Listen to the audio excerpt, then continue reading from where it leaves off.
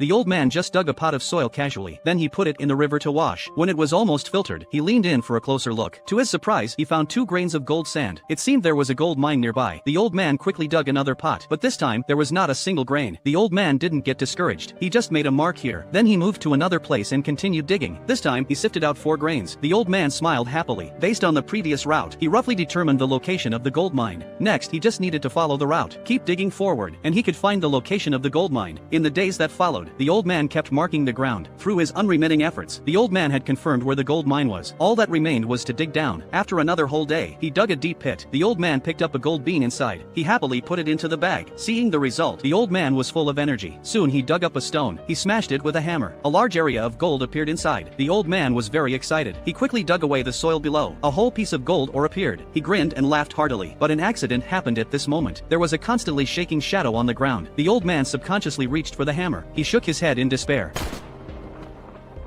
Blood stained his clothes. The robber waited vigilantly for a long time. Then he jumped into the pit with a gun. But he didn't expect the old man to still be alive. He used all his strength to press the killer to the ground. Then he grabbed a handful of soil and threw it in his face. Taking this opportunity, he snatched the robber's gun. The old man pulled the trigger without hesitation. After standing up, he fired several more shots. It wasn't until the other party was completely silent. He went to the river to clean his wounds. The next morning, he threw the robber into the pit. Finally, he led the donkey loaded with gold. Singing happily, he left. The beautiful valley returned to its former tranquility.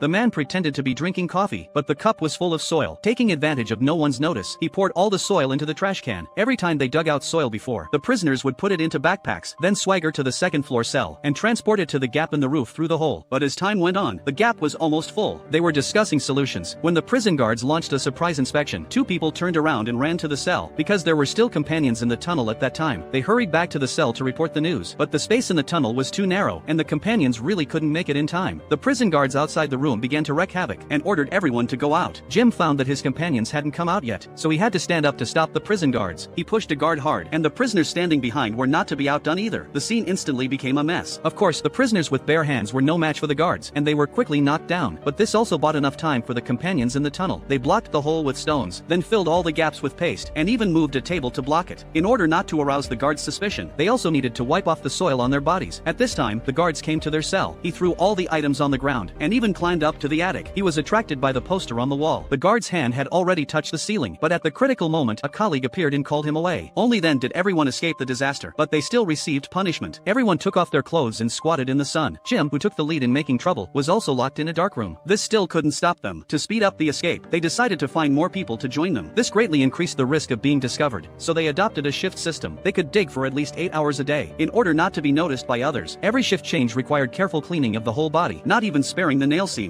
But as the tunnel continued to deepen, there was a lack of oxygen inside. Prisoners on shifts fainted inside. To solve this problem, Jim used the escape as a condition to get a motor. Then, when the lawyer visited, he brought in extra long plastic bags. He made them into a ventilation pipe, ensuring the circulation of air inside. The problem of lack of oxygen was solved. Everyone was looking forward to the success of the plan. On this day, they heard a strange sound similar to an earthquake. Fortunately, the earthquake only lasted for a while, but the guards found that the number of people was wrong, so they pretended to have sprained their ankles, thus avoiding the guards' suspicion.